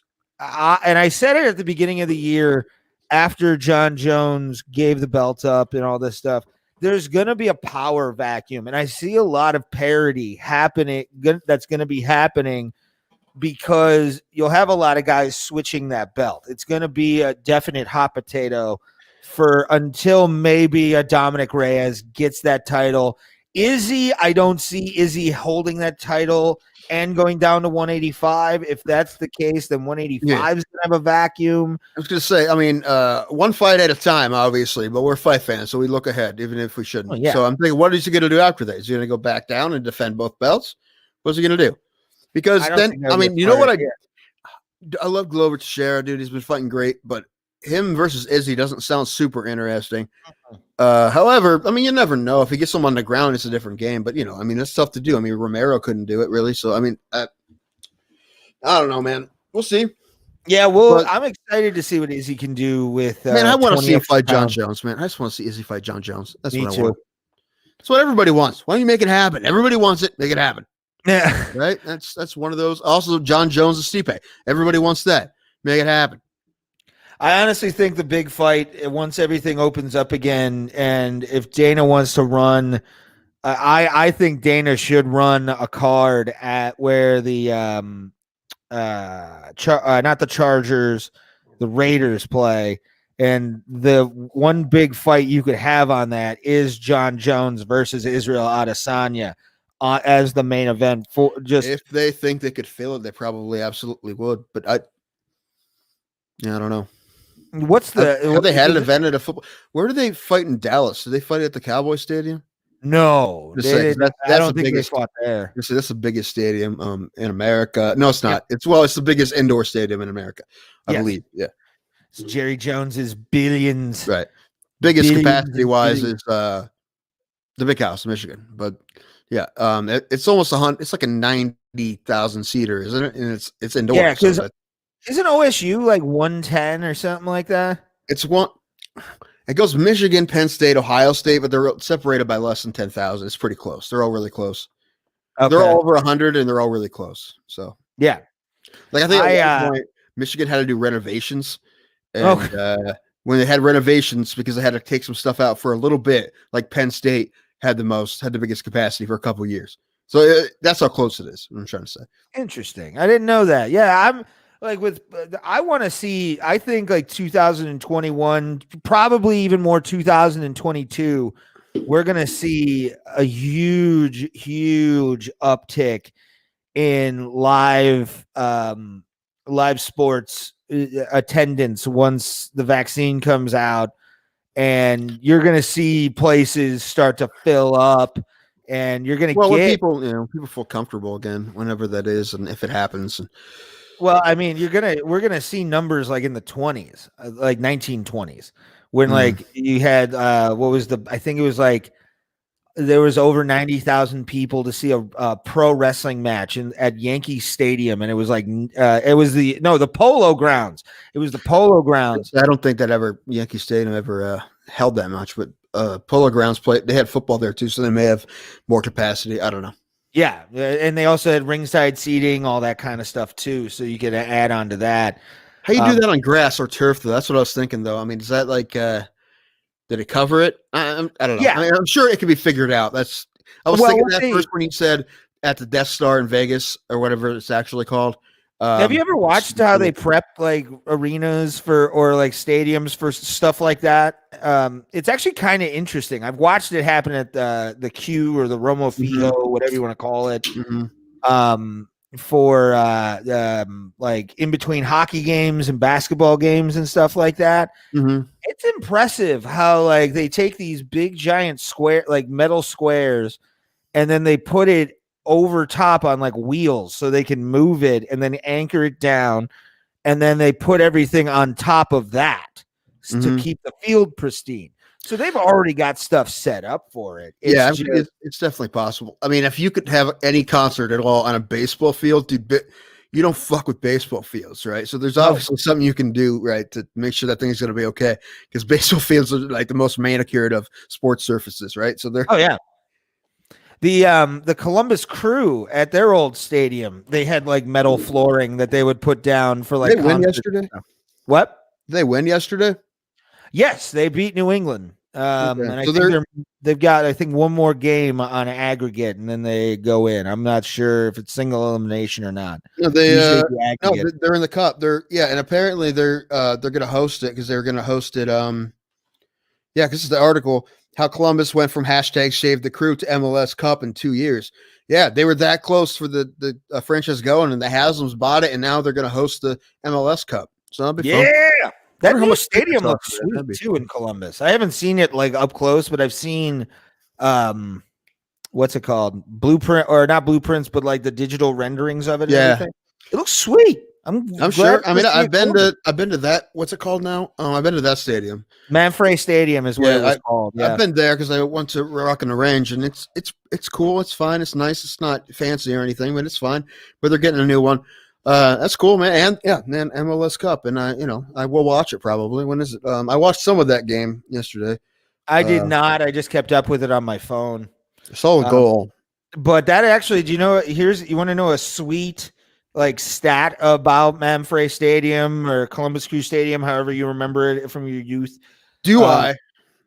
It's actually the first stadium in the United States that Ever? was primarily used for soccer only. It was the first soccer only stadium that was built in the country. Was where the Columbus Crew played originally, Manfred Stadium, which is like right on the fairgrounds of Ohio State. Right. It's a cool place, man. I've seen a soccer game there once, and then Rock on the Range. It's a cool place. That's pretty cool because I think most MLS teams have their own stadiums now. Not all of them, but I think most. Yeah. I think Cincinnati FC is getting one built. I think they were playing at University of Cincinnati. Seattle Sounders, I know they play with the Seahawks play. But like New York Red Bull has their own stadium. A lot of them. I know a lot of them do. I'm not sure, but I think Miami FC is building their own in Miami.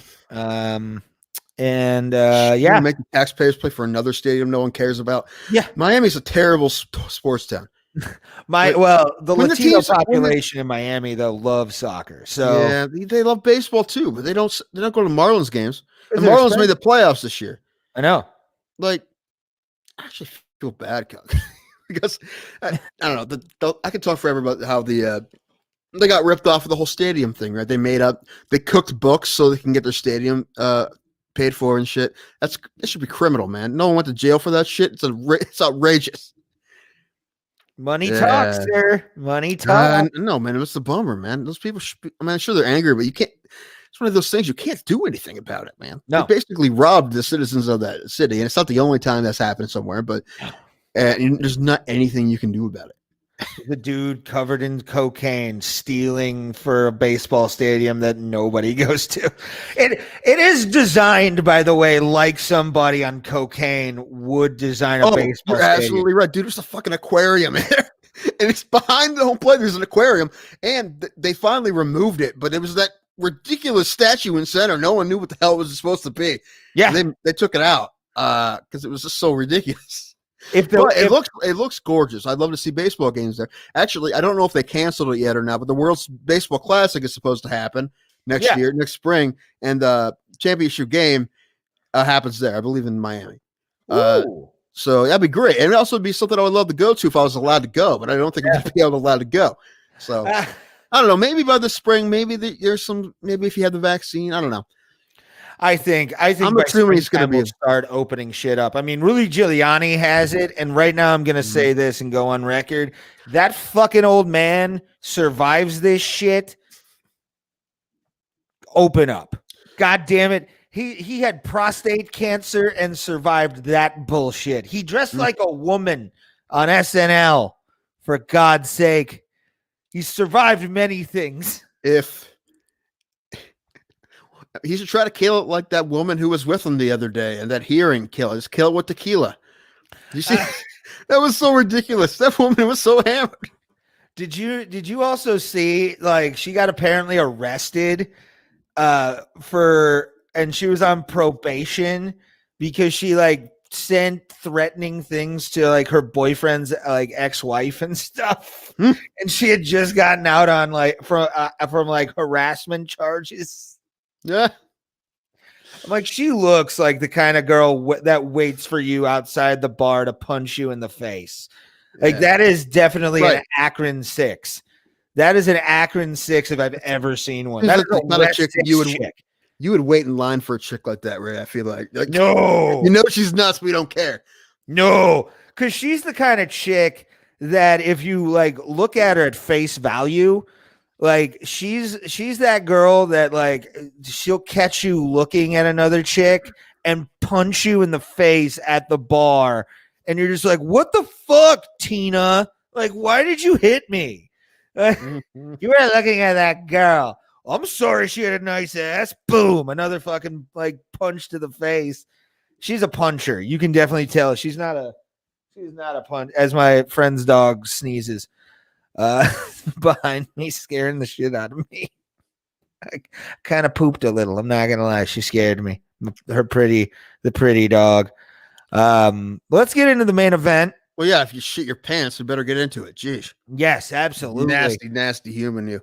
I am. We all know this, and I'll be performing at the Funny Stop December 10th. Ray DeVito, funnystop.com for more ticket information. I'll be in the co-feature contest. Might have to go up one of those days. I see Ray DeVito. Yeah, Ray's awesome. I love Ray. Great guy. He's given me a lot of advice. Mostly that I suck, which is true. I mean, look at me.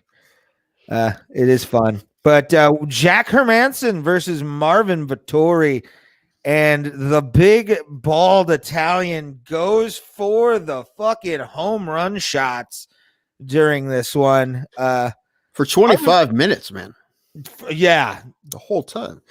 Marvin Vettori, what I loved about his haircut is I was waiting for him to come out to the theme song from Kojak. Like, he had a Vin Diesel-esque bald head, and not a very good bald head. I'm going to say this. He needs to like grow his hair out because he does not look good bald. He's one of those guys that does not look good with any form of short hair. That what we see on the screen is perfect. I like that length for Marvin Vettori. Yeah, a fade, man. My brother just shaved his head, dude. He does that. He looks like a white supremacist every time he does it. But he I don't know, he likes it. His lady likes it. I think it looks he has a decent bald head, but the thing is, I think, yeah, like a fade. You do like a fade where you can do real short, but you just do like get him to go to the barber, get him to like fade you up nice. I think would be a little better. I don't know. He's not going to listen, and he likes that he doesn't have to go get his haircut. He can just do it at home. So it's fine. Whatever. I told him I have enough hair for the both of us. Whatever. You do. You are a very good hair farmer. Like Locks for Love could probably go like 3 years off of that mane, which is lovely.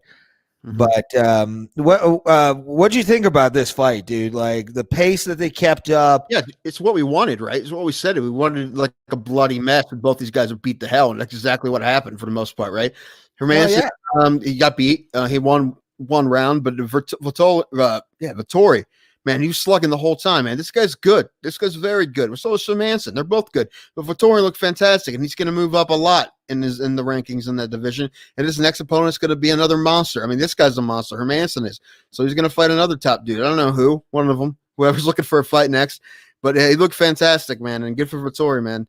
He looked great. And he's still probably fought Adesanya better than anyone. So, I mean, this guy's for real, man. Yeah, he's definitely a problem at 185. Like I've not seen a guy with his combinations were on point. He went head hunting a lot during this fight.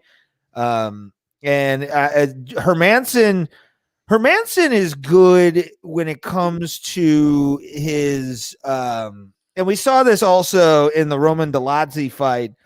Both guys really good on the ground. Hermansson had a few shots on the ground to do some stuff, but Vettori just wasn't having it. I mean, Vettori basically, Jack Hermansson showed up to get beat by Marvin Vettori. I'm not saying that he's not a great fighter. I'm not taking anything away from him, but Vettori came in and said, "You're going to be my meat bag to punch for fucking 5 rounds, and you're gonna like it, and I'm gonna dominate you." Because Vettori had most of this fight, if not at least 4 rounds. I had it 4-1. I think Hermansson had, I think, the third.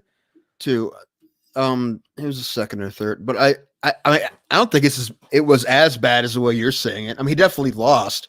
But it didn't look bad. He just got Hermansson didn't look bad, but Vettori definitely wanted it more, is what I'm saying. Like, you could definitely tell he was going hard. Hermansson was going just as hard, but Vettori was able to get that nice. So he was able to judge the distance a lot better and go in for the strikes that were really meaningful. And Hermansson was, he had more of the ground game. He had a few chances. Tried to get, I think, a leg lock at one point. Yeah, at the end there or something. Yeah. Yeah, man, the pace was intense. I liked it, dude. Mm-hmm. Yeah, it was good, man. They're both great. I mean, Hermanson lost, but I mean, he didn't look bad. Just Vittori, he just kind of outclassed him a little bit, but that's about it. But he'll be fine. Hermanson, I still want to see Hermanson and Till. That probably will still happen. Yeah, must happen, in my opinion, because it's a fight we were promised, and I want to see that fight. I want to see that fight. For Vittori, there's tons of guys, man, in that top 10 or 15. I was looking at a bunch. Derek Brunson, that'd be fun. Uriah Hall, any of those guys, man. I'd be down for Cannonier and Costa have to fight somebody too, right? So, yeah, Cannonier would be I think for Hermanson would be a great fight. Just because Cannonier comes with almost the same intensity that Vittori came with, and I would love to see Hermanson versus Cannonier. That would be a sexy fight. Yeah, I'm curious if they're going to have a Costa fight next. I don't know who Costa's fighting next. Yeah, I said I'm curious because I mean, there's Vittori would be a good fight after that huge win he just had. Who else? I mean, any of these guys. Romero's gone. Till would be good. Cannonier would probably make the most sense, but I don't know if that's going to happen or not. Well, who knows? It could. It absolutely could. Yeah. This was a day ago via MMA Fighting. Marvin Vittori getting because it kind of goes with our boy here. Marvin Vittori going hard, trying to make a case for a title. When he used the words "fuck Paulo Costa," I want that fight. Doing it like a good Goomba should. I love it. Awesome. Yeah, Vittori Costa would be fun for sure. Oh yeah. I think that would be a good title eliminator if Adesanya goes up to 112. Actually, we were talking. There's Whitaker too. What are you doing with Whitaker? What are you doing with Whitaker? Well, he's there. I mean, the thing is, what's he going to do? If he's coming back down, he has to fight Whitaker when he comes back down. If he's not, then Whitaker has to fight somebody else. Yeah. And I think that you could make a good case for Costa versus Vittori to find out if Izzy does go to face Robert Whitaker, because Robert Whitaker does deserve a rematch. Because for sure, yeah. I mean, the way he's looked in his last couple of fights, for sure. And then if Izzy does go up to 205, wins that belt, relinquishes the 185. Yeah, Whitaker, and then I think the winner of Vittori versus Costa would be an excellent way to have 2021 at least midway work, or midway 2021 be a fucking insane year for the 185 division. Right, it would be fun, man. Well, yeah, poor Whitaker has no idea what's going to happen now, right? I know a little while ago he took a break on purpose. Now he's going to have a bit of a break now that he probably doesn't want to have because he has to sit there and wait. Unless he wants to take another fight, which happens. I mean, Joanne Calderwood did it recently and it didn't work out for her. No. Right? She could have waited until she got her shot at Valentina, but she didn't. She took a fight against Jennifer Maia and lost, so she lost her title shot. I don't know. I guess Whitaker probably had the chance, but he's definitely already done enough to get a title shot. Oh, MMA is fun. I love it. I love it. Isn't it? It is. It's the greatest sport on the face of the planet. I'm not going to go that far, but I like it. Second only to the great ice hockey, the whitest sport on the planet, for sure, bro. Oh, it's white. Yeah, that's probably true. Yeah, the whitest. Yeah, sure. The only people who play are the Canadians. We played a little bit, but only in the north, where there's only white people, and Russia, white people. Scandinavian countries, right? You're talking about Russia. You're talking about Finland. You're talking, Sweden. Sweden's always been a powerhouse in international hockey. So, I think what was Joe Sakic was part of one of the 90s. Slovenia and Slovakia. One's two countries I always get confused with each other. Romania never does because they're just roaming around. Acha! Ha! Wah, wah, wah. There it is again. Show bomb. Extremely. Simona Halep is the greatest athlete in Romania, I believe. So I have no idea who. She's one of the best tennis players in the world. She's very. Oh. I think right now she's number 2, but she's been number 1 for a very long time too. She's very good. She's a monster. She's one of the best. Well, she may be the best right now. Tim, it's been a fun day. Dog check of Bro Bro Plata. You have anything? Yes. Look at your Browns collection at 9-3. If you watched the show from the beginning, we talk about the 9-3 Browns and how they're going to blow it in the playoffs. We appreciate again, that. Ray. You don't understand. There's a different standard when you're a Browns fan. Okay, we don't expect a Super Bowl, man. It's the fact, dude. There was a 3-year period where we won 4 games in 3 years, Ray. I know. We've won 9 this year. That's insane. I don't even know how to react. This is how I react, like this. I show you all my Browns toys. I had more, but I gave a couple to my nieces. I feel like I needed to spread them around. Just happy as a dog is what you're saying? Well, it's about as much. But Tim, I'm pumped, man. And they're playing Baltimore on Monday night next week. Yep. We're not podcasting next Monday night. Well, we could do it earlier, but yeah, I guess we can because this would be done before the Monday Night Football games. After the pay-per-view, let everything settle, and then we reconvene for because we'll see. But pay-per-view coming up this weekend, end of the year thing I have to pay money for. Gee, sure, right? Okay. Yeah, we'll see you guys. We will be back Friday, I believe. I'm gonna try and get back Friday. To preview UFC 256. Davidson Figueiredo comes back a month later after choking out his opponent, which is a great an awesome turnaround. I'm very pumped for that, man. Yeah, man. That's a good. It's a good couple years worth of work for him, even if he doesn't win, which I expect him to win. But either way. Yeah, that'd be cool. What else was I gonna say? Something else. Can't remember. Never mind. Moving on. Oh, do we have any interviews coming up? No, we do not have any interviews coming up. Talk to that ref you told me you're gonna talk to like 8 times. Who? The referee. Oh yes, Wambacher. I still got to get Bobby on the show and set something up. Probably we won't start doing interviews until next year, just because again I have my teeth coming out and it's gonna suck. And really doing this, I've had to kind of strain through. That's on me. Take care of your teeth, kids. Make sure that you don't grind your teeth in your sleep. I grind my teeth every day. I have every day for my entire life, and yeah, they're garbage. Yep, but they're there still. Knock on wood.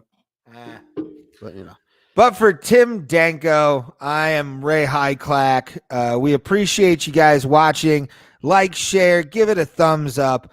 And hopefully Harrison is moved in, so we're going to also try and get Harrison back. He has finally moved into his house in Kent. I saw Anthony Savat post about that.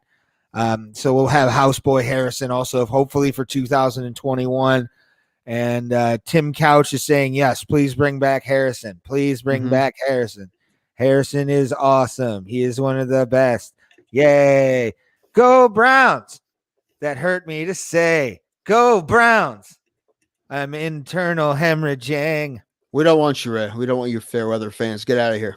I'm a fair weather Steelers fan, so it doesn't matter. They're winning right now. I mean, that's how much of a fan you are. They're playing right now. You're not watching them. So are they winning? They are. They're up at halftime. 14-3 against the Washington football team. And we sat most of our people, so we sat a lot of people on our team, and we're still beating the shit out of them right now. At least that's a terrible team. So that's the fun part. Thank you guys. We'll see you on Friday for our breakdown of UFC 256. Davidson Figueiredo versus Moreno. Correct? Yes. Yep. Alex Moreno. A month turnaround. So that's going to be a fun time. Be sure to like, share, subscribe to the Bro Bro Plata. Tell your friends, tell your family. We talking about fights everywhere because that's who the hell we are. Tim Danko, Ray Hyclak, and we will see you at the Kumite, motherfuckers. Later.